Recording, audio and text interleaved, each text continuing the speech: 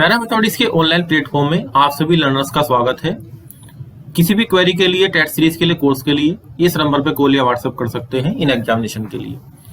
Question number 1 देखते हैं। ए set contain N elements. एक सेट के अंदर सेट ए की जो कार्डिनलिटी है वो हमारे पास एन है। तो पावर सेट में then the power set contains, power set में कितने नंबर ऑफ एलिमेंट होंगे, हमें पावर सेट की कार्डिनलिटी निकालनी है। तो यहाँ आपके पास स्टैंडर्ड फॉर्मूला होता है 2 की पावर n। तो यहाँ पे आपका बी ऑप्शन करेक्ट आंसर होगा। नेक्स्ट क्वेश्चन नंबर देखिए 2। The relation R defined on the set of natural number. R हमारा रिलेशन है,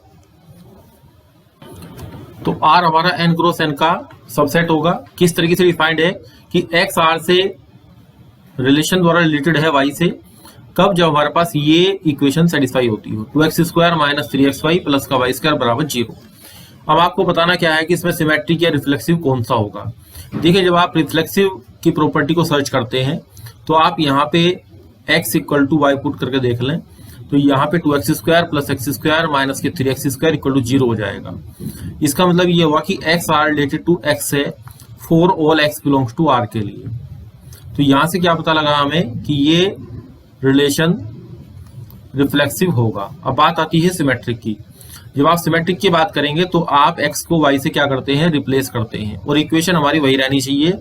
तो यहाँ पे आप क्या देख रहे हैं कि 2y² माइनस के 3yx प्लस का x² इक्वल टू 0। तो ये इक्वेशन हमारी कन्वर्ट हो गई, चेंज हो गई। तो इसलिए ये आपका सिमेट्रिक नहीं होगा, सिमेट्रिक नहीं होगा। तो इसलिए हमारा answer C option correct answer हुआ कि ये सिमेट्रिक नहीं है लेकिन रिफ्लेक्सिव है। नेक्स्ट क्वेश्चन देखिए, ये अच्छा क्वेश्चन है, अधिकतर एग्जाम में आपसे पूछा जाता है। ये सर्वे शोज दैट 64% अमेरिकन लाइक्स चीज। तो यहाँ पे एन ऑफ सी की बात करते हैं। एन ऑफ सी हमारे पास कितना है, 64%, और यहाँ पे 76% लाइक्स करते हैं। तो टोटल नंबर ऑफ, हम ऐसा करते हैं कि जो टोटल नंबर ऑफ अमेरिकन हैं इसमें आप क्या मान लेते हैं, 100 मान लेते हैं। तो यहाँ पे हम परसेंटेज का साइन लगाएंगे। यहाँ पे एन ऑफ सी बराबर 64 आपका हो जाएगा। अब एन ऑफ ए, एप्पल्स को जो लाइक करते हैं वो आपके 76 हैं। अब x% ऑफ अमेरिकन लाइक करते हैं बोथ को। तो जब बोथ की कंडीशन आती है तो सी इंटरसेक्शन ए की बात करेंगे, ये आपके x हो गई। अब आपके पास कंडीशन क्या है, n of C union A equal to n of C plus n of A. Well known formula है n of A intersection C. अब यहाँ पे एक थोड़ी सी कंफ्यूजन वाली बात है, वो मैं आपको बताऊंगा, जो इसकी इंपॉर्टेंट बात है इस क्वेश्चन की, कि 64 और प्लस के 76 और माइनस के x, ये हमने लिख लिया। और n of A union C, इसको अगर हम मान लेते हैं कि ये 100 है, जो मैंने ऊपर माना है, तो यहाँ पे आपका जो x आंसर आएगा, यहाँ देखिए बेसिकली क्वेश्चन में यहाँ पे 63% है। ये क्वेश्चन में 63% है, तो मैं यहाँ करेक्शन कर देता हूँ। तो देखिए यहाँ से हमारा जो कैलकुलेशन करके जो आंसर बनता है, वैसे अगर हम इसमें 64 लेते तब भी आंसर निकाला जा सकता था, लेकिन जो ऑप्शन आपको दिए गए हैं उसके हिसाब से मैंने करेक्शन किया है। क्योंकि यहाँ एक ये जो क्वेश्चन है आपका, ये कॉमन मिस्टेक का क्वेश्चन है। इसमें कॉमन मिस्टेक क्या होगी कि हमने n of C union A को क्या मान लिया है, हमने इसको 100 मान लिया है। तो x इक्वल टू 39 हमारा आंसर आ गया। हम ए ऑप्शन को करेक्ट कर देते हैं, तो ये ए ऑप्शन इसका करेक्ट आंसर नहीं है। तो यहाँ फंडामेंटल मिस्टेक क्या हुई है, जब आप वेन डायग्राम बनाते हैं तो वेन डायग्राम के अंदर ये आपके पास सी है, ये आपके पास ए है, और टोटल जो आपके पास यू है, इसमें नंबर ऑफ एलिमेंट हमारे पास 100 है। टोटल अमेरिकन को हमने 100 मान लिया है, क्योंकि क्वेश्चन परसेंटेज के ऊपर डिफाइंड था, इस वजह से। अब ये जो आपके पास इंटरसेक्शन है, पहली तो बात आप ये देखिए, ये कभी भी जरूरी नहीं है कि हमारे पास जो सी यूनियन ए आएगा ये पूरा कभी 100 के बराबर ही हो। अगर ये क्वेश्चन में आपको दे रखा है तब आप ये मान सकते हैं कि 100 के बराबर होगा। तो ये जो n of C union A आएगा, इसमें नंबर ऑफ एलिमेंट आएंगे, वो लेस देन इक्वल टू 100 रखा जाएगा। यहाँ मैंने क्या किया था, यहाँ मैंने सर्किल किया है, ये मैंने एक्चुअली 100 रख दिया था। तो ये कॉमन मिस्टेक है जो हम क्वेश्चंस में कर जाते हैं। आपके एनसीईआरटी में भी जो क्वेश्चन है, कुछ क्वेश्चन इसी के ऊपर बेस्ड है, जो सोल्ड एग्जाम्पल के अंदर है। तो अगर हम इसको यहां से रखते हैं तो x की वैल्यू, ये जो वैल्यू x इक्वल टू 39 आई है, ये x की value greater than equal to 39 हमारी आ जाती है। तो एक पार्ट तो मुझे आंसर का मिल गया x greater than equal to 39। तो ये देखिए, अब यहां से कंफर्मेशन करनी है 63 की, और एक आंसर मुझे यहाँ पे 63 भी दिया गया है। अब आप एक चीज पे ध्यान दीजिए कि यहाँ पे जो इंटरसेक्शन बनता है वेन डायग्राम में, जब आप इंटरसेक्शन बनाते हैं तो जो इंटरसेक्शन वाला पार्ट है वो दोनों का सबसेट होता है, सी का भी और इस ए का भी, और ये हमारे पास सी इंटरसेक्शन ए।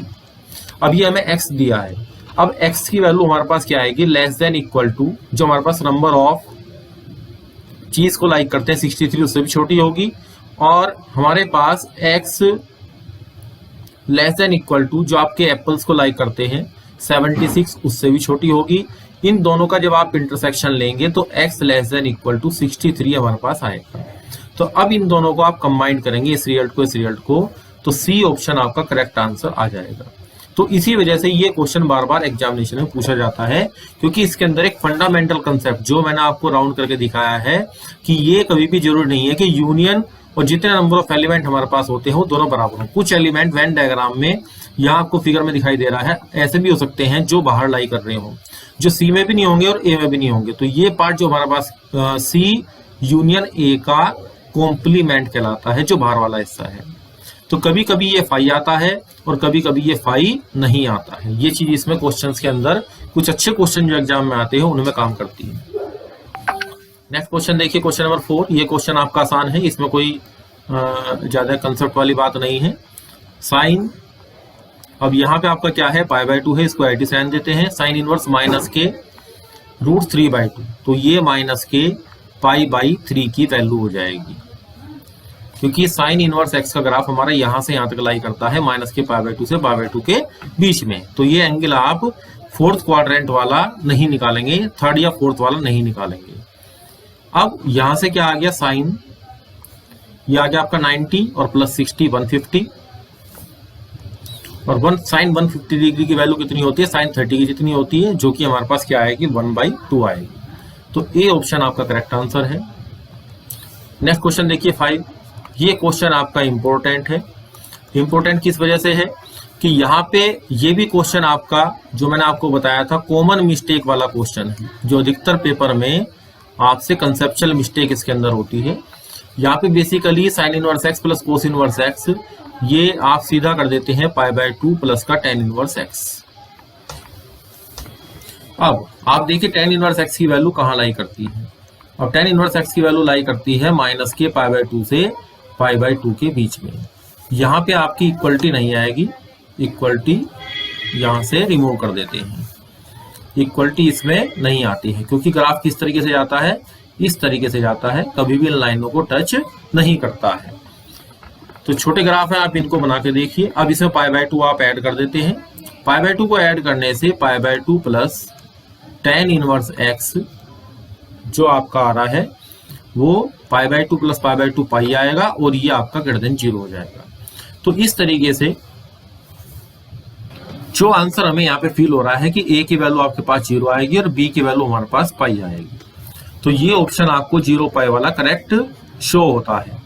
अब यहाँ एक चीज हो रहा है कि यहाँ पे जो हमने सोल्व आउट किया है तो यहाँ पे इक्वलिटी नहीं है और यहाँ पे इक्वलिटी नहीं है, लेकिन क्वेश्चन में इक्वलिटी दी गई है।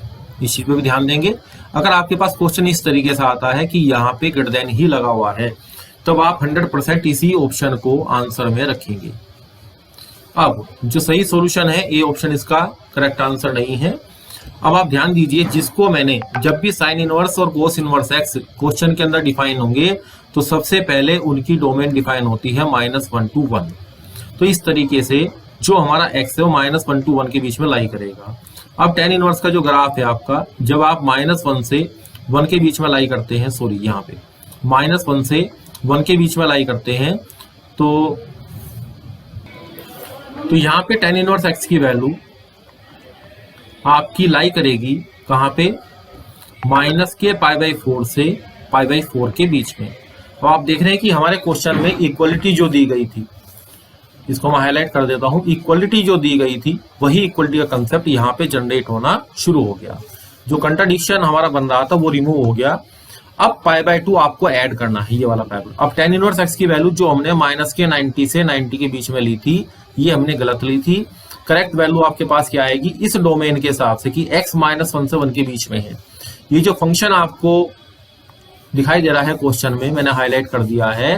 अगर आपसे ये फंक्शन की फॉर्मेट में दिया जाए और आपसे पूछा जाए कि इसमें डोमेन क्या आएगी, इसकी डोमेन क्या होगी, तो इस फंक्शन की डोमेन आपकी -1 से 1 के बीच में ही आएगी। tan इनवर्स x में x की वैल्यू आपकी -∞ से ∞ के बीच में आती है यहाँ पे, लेकिन जब आप दोनों का कॉमन लेंगे, सॉरी यहाँ पे इक्वलिटी नहीं आएगी, जब आप यहाँ पे कॉमन लेंगे तो कॉमन लेने से हमारे पास क्या आएगा x -1 से 1 के बीच में ही आएगा। तो ये डोमेन के बेस पे बना हुआ क्वेश्चन है जिसमें कॉमन मिस्टेक होती है। अब आप यहाँ पे क्या करेंगे, इसमें पाई बाय 2 ऐड कर देंगे। अब आप पाई बाय 2 ऐड करेंगे तो tan इनवर्स x ये कहाँ लाई करेगा, जब पाई बाय 2 आप ऐड करेंगे तो pi by 2 minus pi by 4, ये value greater than equal to आएगी पाई बाय 4 से, और लेस देन इक्वल टू आएगी आपकी पाई बाय 2 ऐड करेंगे तो 3 पाई बाय 4 से। यानी कि a और b की जो करेक्ट वैल्यू है, a की करेक्ट वैल्यू पाई बाय 4 है और b की करेक्ट वैल्यू 3 पाई बाय 4 है। ये